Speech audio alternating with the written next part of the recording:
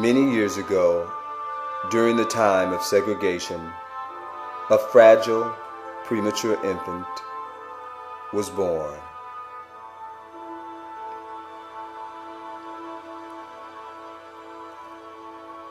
It was June 23rd, 1940, when the 4.5-pound baby made her early entrance into the world. From the moment of her birth, her life was an uphill climb. Within her first few years, she was stricken with several illnesses, some of which were life-threatening, including an incurable crippling disease. As an infant, she was not expected to live very long. And after becoming paralyzed as a child, it was said that she would never walk again. But somehow, she would emerge, transcend the bleak reality that confronted her, and excel far beyond all expectation.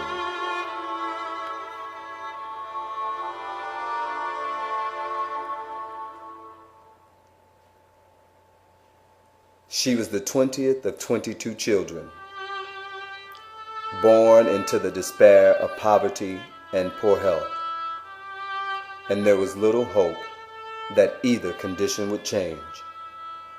Her parents worked low-paying jobs, and with plenty of mouths to feed, there was barely enough to make ends meet. Also, the local hospital, under the laws of segregation, would not care for the sick child because she was black.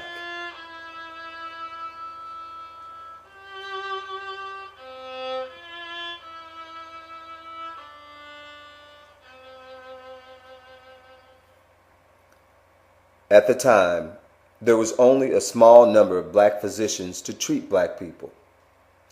In her hometown of Clarksville, Tennessee, it equaled one black doctor to treat the entire black community.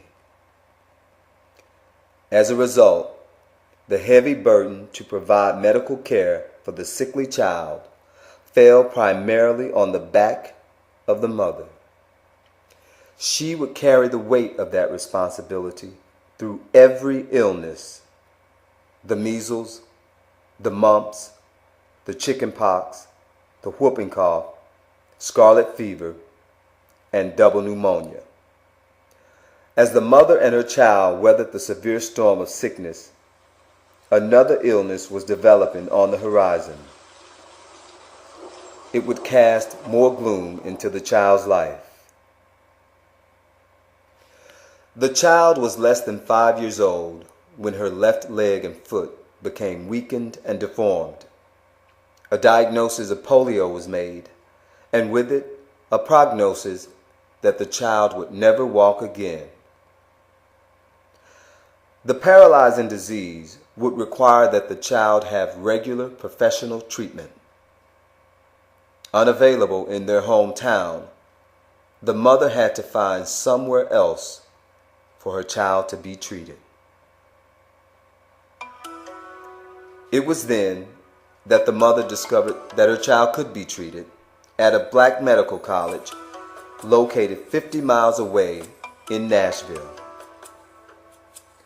For the next 2 years, the mother faithfully took her child there twice a week until she learned how to walk with the help of a metal brace.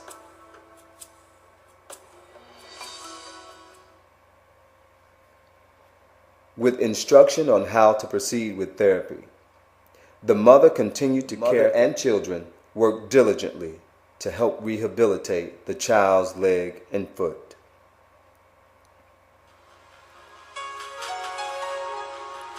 Finally, after years of perseverance, at the age of 12, there was a remarkable breakthrough. Led by her unconquerable spirit, the child miraculously walked out of the confining world of polio and into the defining moment of her life.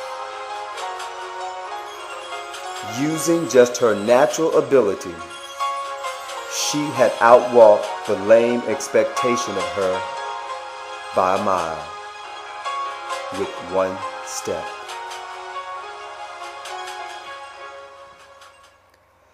If the child had never taken on another challenge or overcome another obstacle after that, her life was already a complete story of inspiring determination. But she did. This time, it was under much different circumstances. After relearning to walk at such a late age, there was no time for her to allow grass to grow under her feet. She quickly followed the footsteps of her older sister onto the playground of scholastic sports.